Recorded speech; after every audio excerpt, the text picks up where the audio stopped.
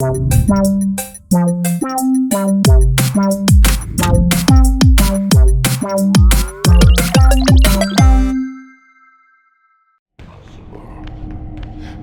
my Soul Reaver, my angel of death. Legacy of Kain is one of those drastically underrated series that just got screwed over by corporate meddling. From its development, gutting a third of the initial game from spring of '98, to the final entry trying way too hard to be Devil May Cry and alienating the fanbase. It seemed like this franchise was never coming back. Well, luckily, Aspyr and Saber Interactive were able to revive the franchise in a way that most can agree makes sense, and that brings us to Soul Reaver 1 Remastered, part of a 2-game collection that brings its sequel and the first game to modern audiences while maintaining what people actually liked about it in the first place. Damn you, Kain! You are not God! This act of genocide is unconscionable! On a gameplay perspective, you really don't need to do that much to play a game like this. You just fight against various kinds of monsters, vampires, and the occasional human with various kinds of spears, and the bulk of this game's challenges lie largely in its puzzles, where you have 2 major puzzle areas, such as the Silence Cathedral and the Chronoplast, both of which lead to bosses of varying difficulty. Will, instinct, reflex action. The insect mind finds little difference. The bosses are basically puzzles in themselves, as you will need to use your environment to dispatch these gigantic foes, whether it's crushing them to death with a mulcher, burning them with sunlight or fire, or just hitting them like Kain 3 times. Bosses grant you exploration upgrades that allow you to climb, swim, or constrict dials to perform certain puzzles that open more optional upgrades.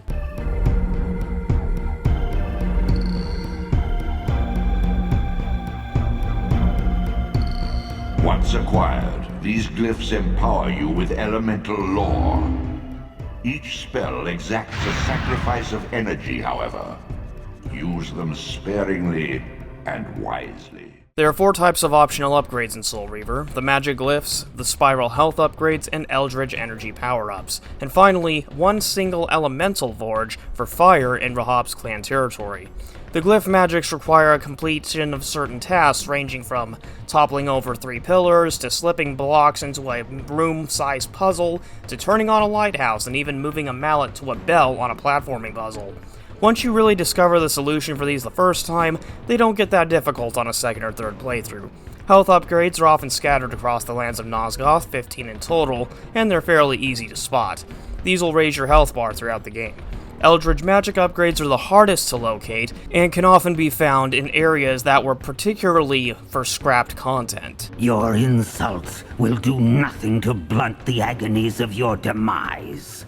In regards to the bonus content of Soul Reaver 1, there is not an absolute ton of materials beyond renders, concept art, a soundtrack, and even the backer credits for a Kickstarter novel, The Dead Shall Rise. My name's on page 15, first row.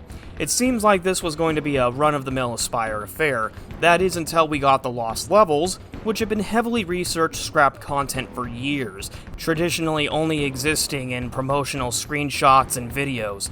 With 3 levels included, the Undercity, Terrell's Smokestack, and Kane's Mountain Retreat, we have seen rough versions of these through the alpha build, but it is interesting to see what almost was. We also got a number of Reaver Forges beyond the Fire Forge that were cut from the main game here, but sadly these are virtually non-functional, and the Sound Forge in particular is very untextured. And the Stone Forge, while it does apparently exist in the files, unfortunately does not exist in the game yet. Of course, as the Sound Forge was textured in the April build, it's kind of odd that it wasn't included here. As these are the most buggiest levels in the game, I found myself crashing the title multiple times on just the Smokestack and the Undercity alone. Recently, they even included an E3 1998 demo sampler of Soul Reaver that gave us the earliest looks into the game, so I do hope this content is expanded further. You nearly had me, Raziel.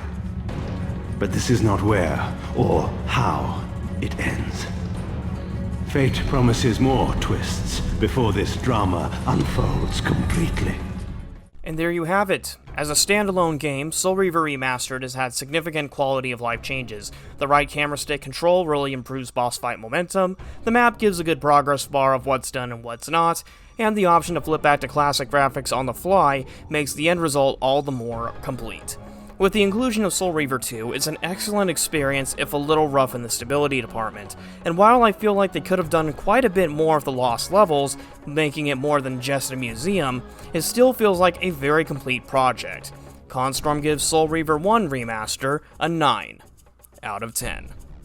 Thank you all for watching, and we'll see you all next time.